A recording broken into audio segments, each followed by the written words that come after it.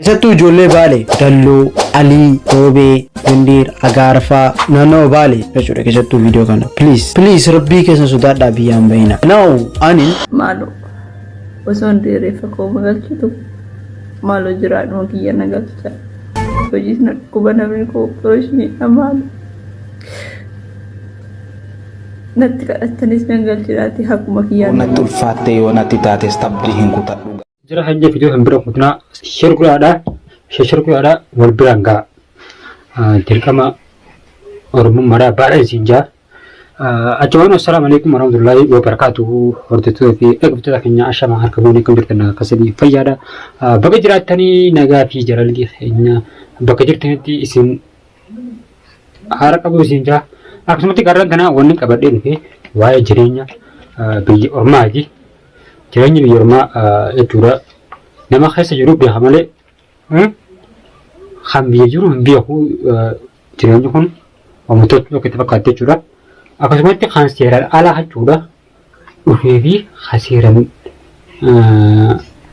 haseeraan dhufes buuta kanaan tokko ta'e jechuudha hundi isaanii haseeraan dhufe shamarran keenya karaa shamarraatiin tan hayyamaan biyya Arabaa deemtee dheeyite. Mana madam kasatti miidhaa guddoo irra gahaa jira. Akkasumatti warreen seeraan ala dhufanis karaa Taaribaa deeman, karaa Yaman, Suudii, karaa Suudii, karaa Liibiyaa kun hundi badee jira. Har'aan tana jabuuraatti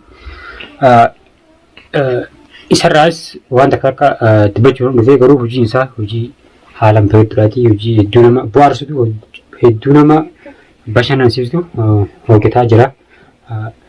Gabanumaanu viidiyoo isaa ta'a dheengadda gala keessatti Oromoodhaaf akka nama Oromoodhaa dhaamsa dabarsu tokkotti Baalee Gujii midhaan minjeetuma naannaa Baalee qofa maqaa dhee akka biyyaan baanee keessafuu ijoolleen Baalee ijoolleen naannoo kana kana jiruun qabu dubbalosa kiyyaa osoo ijoollee Baalee osoo hin ta'in ijoollee naannawa hundaa jechuudha. Akkasitti hundi isaaniitu akkuma waliigala Oromoo ta'ettu dhaamsa gorsuu barbaadde gorsi biyyaan beenaa Oromoo biyya Oromoo hundaa jechuudha. Osoo Harargee hin jenne, Arsii hin jenne, Jimma hin jenne, Baalee hin jenne, Shawaa hin jenne osoo maqaan dhoonetti waliigala jechuudha. Maal Oromoo Baalee bichaatu biyyaa bahu jira? Kan miidhamaa jirtu Oromoon ta'e hundinuu biyya adda addaa keessaa achi miidhamaa jiran. Tanaaf jecha obboleeyyan kiyya tanaatu bakka sanatti xiqqoo hedduu akkanaati. Wallaahi osoo Oromoon teenya karaa hundaanuu miidhamaa jirti. Mee gammummaanuu karaa viidiyoo irraa qabadhee isin duratti isin dabarsa. Ofin eegaa ችግሪን kan jiru imbaasii wajjiniin malee imbaasii yaa gubatu jedhanii ani imbaasii gubisaa aanchuma rakkadhe ofiifirra innuti shamarran keenyas silaa hayyamaan biyyaa bee mudannoo adda addaa tumman Arabaa keessatti mudataa jiru jechuudha. Kan taan madaamee ishiitu ifirraa gad ari'anii taan qabanii tumanii halas miidhaa adda addaa haatu deemu jira jechuudha biyya Ormaa keessatti. Wanni biyya ifii nama geessu hin jirtu jara keenya. Kanaafuu jecha viidiyoo sana shirguudhaa wal bira hangaadhaa akka Oromootti ta'uu siin jira. Wallaahi Oromootiin ajaa'iba taate. Maaloo osoo hin dheereeffa koo magalchitu maaloo jiraadhuma kiyya nagalcha. Hojiis na dhukkuba namni koo opereeshinii amaalo. Natti kadhattanis nagalchiraati hakuma kiyyaan. Natti ulfaattee yoo natti taates tabdii hin kutadhu gaaf tokko ni darba. Maaloo osoo hin dheereeffa koo magalchitu maaloo jiraadhuma kiyya nagalcha. Hojiis na dhukkuba namni koo opereeshinii amaalo.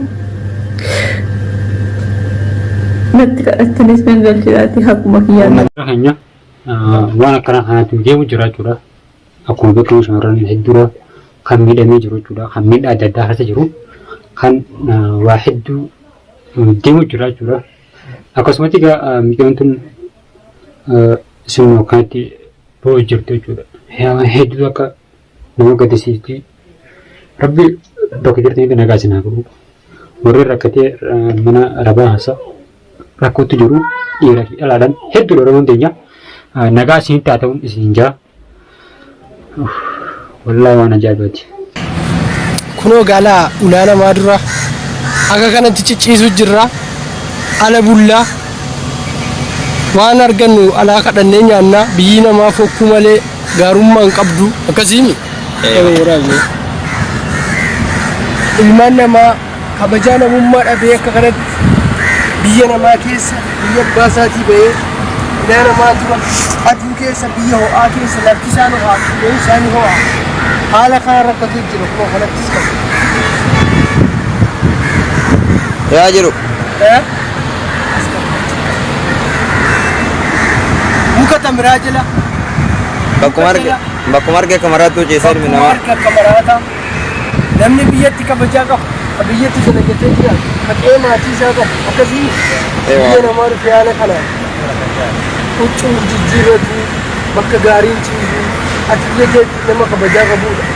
Asitti garuu akka kadhataa akka maraataa ulaa namaa dura bakka qoshaashaa bakka biindee bakka jijjiisaa kana ciisu.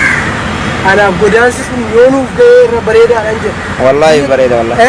Dhugaadha biyya keenyatti hojjennee jiraachuu hin dadhabne. Jara keenya viidiyoo sana umurii daawwattan keessafuu ni beektan jetti jaada ijoolleen karaa Suudi Arabiyaa hasirtu warreen taarifa karaa kan dhuftan jechuudha. Warreen biyya yoo akkas jirtan illee wanni kun jechuudha. Taarifni kun karaa seeraan alaa Oromoon karaa itti irra guddaa baay'inaan miidhamaa jirtu. Taarifa karaa Suudiiti. Kan lubbuun namoota hedduu dhumu jiru jechuudha. Piliis asumaanuu warreen biyya jirtan dhaamsa isin dabarsa akka biyyaan baane inni jiruun biyya ormaa akkanaa jechuudha. Halaas namuu haa gizee achi yabbee haa duraan beekite akkana jedhanii achi gurra dubbii namaatiin biyyaa beekisee biyya ormaa hin dhufu nuti akkanatti barandaa nama jala kaartoon hafata jiraatan jechuudha. Sanuu gona gizeechi hoji'aan haganaa lubbuun isaanii jechuudha.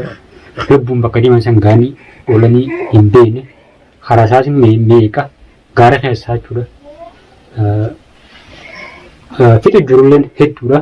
Kan gara suuqii keessatti dhufu jirulleen hedduudha. Gamnumaanuu akka karaa seeraan alaa kanas biyyaa hin baane Oromoo biyya dhaamseen anis ini dhaamnu kana Piliis viidiyoo kana shirgaadha walbiraan gara isin jaa.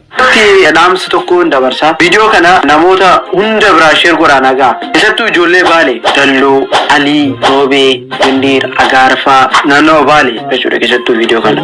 Piliis rabbii keessa sodaadhaa biyyaan bahina. Now anin isa waaf taa'ee waan kana argee isinitti himuu taa'u jira. Wallahi karaan badee jira. Rabbii keessa yoo sodaattan jireenyi qaala'ee jira. Bakka hundatti maatii rakkisinaa. Ati obboleessi kingee kan waggaa meeqa biyyaasi dura bee hagammaa maatii keetii homaan buufne yaaddee laaltu keessi biyya alaa jiraaf jecha biyyaa baatu. Haadha abbaan kee rakkisin.